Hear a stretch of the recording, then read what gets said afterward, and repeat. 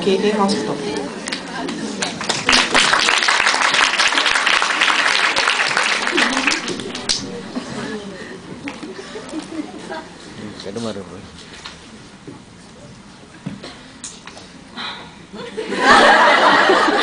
Thank you, Chairperson. Ladies and gentlemen, there are three types of people in the world. Those who make things happen, those who watch things happen, and those like my opponents who don't know what's happening at all.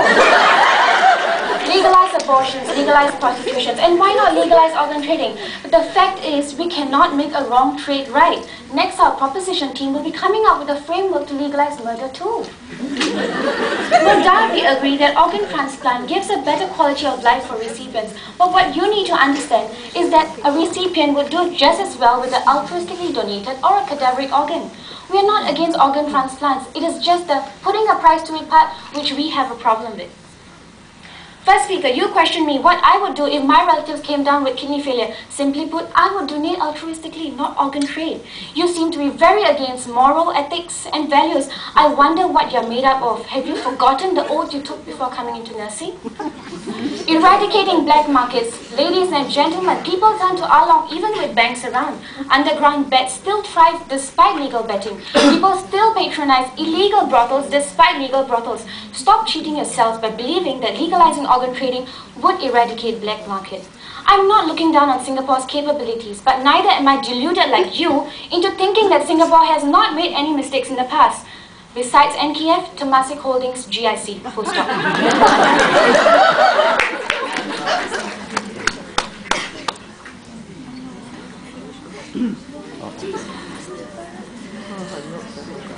Good afternoon to all. My three speakers have made their stand.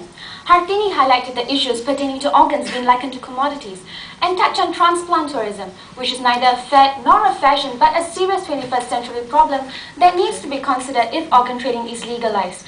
Do you think this is a good reason for us to see organs as one of the marketable fascinations in the current Singapore sales? Think again. Geeta explained how exploitive organ trading would prove to be for the poor. Jermaine elaborated on how monetary gain seduces the desperate poor and blinds them from the risk of selling their organs. Don't we all need to learn from mistakes made by others? Having painted an ugly but true picture of organ trading being legalized, allow me to enlighten you of the alternatives, some of which have been made available and some not. In the debates of organ trading, one important issue that has been constantly overlooked is the holistic care of our consistently increasing number of citizens with chronic illnesses. Prevention is better than cure. Besides the current education programs, what we suggest is for the government to re-examine its healthcare budget, pump in more effort and funds into grand-scale campaigns to assist to create a sense of responsibility in all Singaporeans. After all, are we not of a government body that advocates an educated, healthcare-minded society?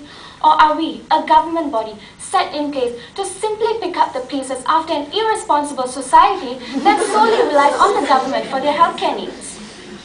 We're not against organ transplants, but to meet the demand in this age of technological advancements, stem cell therapy, artificial organs, and xenotransplantation could prove to be future alternatives. In recent times, scientists have the ability to transform cells from adult pigs into any tissues of the human body. This is an area our government could look into seriously.